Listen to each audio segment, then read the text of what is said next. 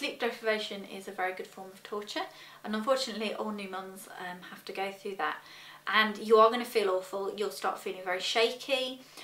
You almost feel like you're on sort of 10 cups of coffee, but when you try and go to sleep, you can't go to sleep because you're so wired. You're very, very tearful. Everything's a big deal. I remember one of my mums, she was so sleep deprived, she actually had a panic attack every time the baby had a pooey nappy because she didn't actually know. She knew how to change a nappy, but it was all too much for her.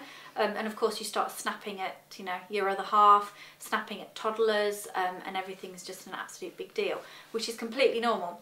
The way that you can get a little bit more sleep is, especially in the first 4 weeks, is at 7 AM, you treat that 7 AM feed as almost like a middle of the night feed.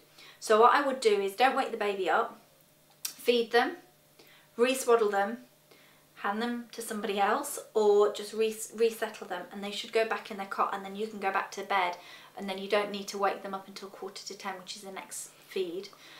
Once you've done that for a few weeks, you'll start feeling a little bit better. The other thing is to let your other half also help with the 11 o'clock dream feed.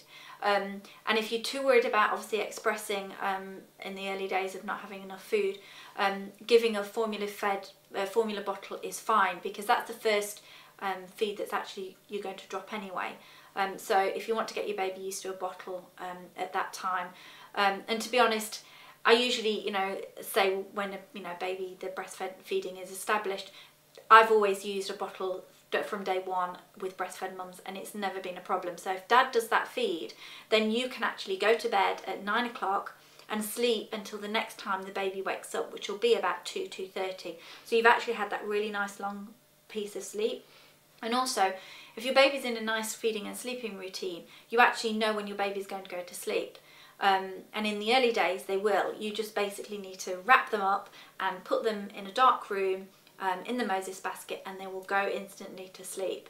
And then obviously you can have your sleep as well. So whether it be on the sofa, whether you go to bed, just trying to do that.